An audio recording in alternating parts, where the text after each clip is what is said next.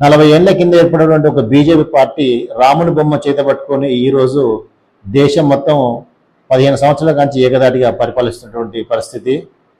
ఒక నినాదం, తెలంగాణ ప్రాంతీయవాద నినాదంతో వచ్చినటువంటి కేసీఆర్ కూడా 10 సంవత్సరాలు ఈ తెలంగాణ రాష్ట్రాన్ని ఏలినటువంటి పరిస్థితి. 100 ఏళ్ల నుండి పుట్టినటువంటి కమ్యూనిస్టు పార్టీ, ప్రపంచంలో ఉన్నటువంటి గొప్ప సిద్ధాంతకరమైనటువంటి పార్టీ కమ్యూనిస్టు పార్టీ. అలాంటి పార్టీలు ఈ రోజు విచ్ఛిన్నమైపోయి ఈ దోపిడీదారుల చేతిలో ఈ 100 ఏళ్ళు ఈ పరిపాలనను పెడితే ఈరోజు పేదలకి కనీసం ఇల్లు జాగలు లేకుండా, భూస్థలాలు లేకుండా, ఉద్యోగాలు లేకుండా, అసలు బ్రతికే లేకుండా ఈ పెట్టుబడిదారీ వ్యవస్థలో దోపిడీకి గురవుతున్నారు.